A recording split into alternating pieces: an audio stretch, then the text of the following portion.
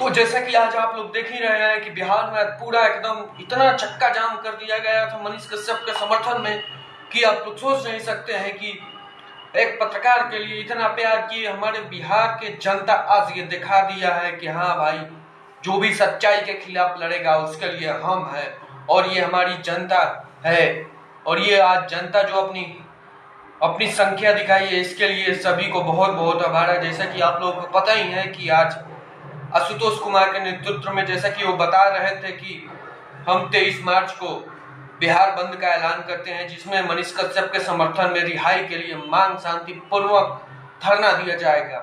तो यहाँ पे बहुत सारा आप लोग देख ही रहे हैं, प्रशासन काफी जो भी प्रदर्शनकारी थे उनको उठा के गाड़ियों में भर रहे हैं, जैसे कि आप लोग वीडियो में देख रहे हैं। तो ये जनता शांति तरह से प्रदर्शन कर रही थी, लेकिन ये प्रशासन जो है एकदम जनता के ऊपर दबाव इतनी बना रही है कि सच्चाई जो है ना उसको छुपाने की इन लोगों की कोशिश है और ये लोग कुछ नहीं। तो आज बहुत ही बिजोड़ धरना हुआ, चक्का जाम पटना में हो गया।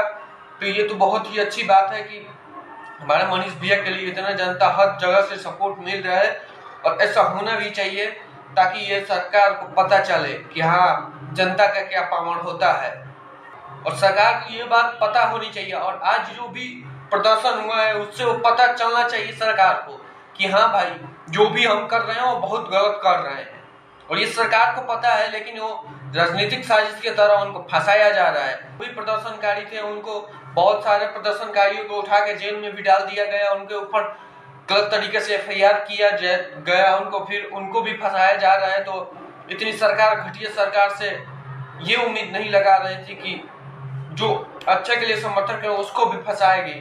और आशुतोष कुमार जो थे उनको भी शायद जेल में डाल दिया गया था, फिर उसके बाद उनको निकाल दिया गया।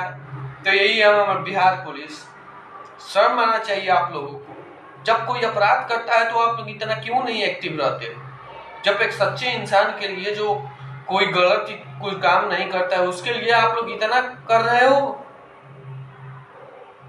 देखिए अब क्या होता है मनीष कश्यप को, आज बिहार बंद से क्या असर होता है, इसके लिए देखते हैं आगे क्या होता है। जय हिंद।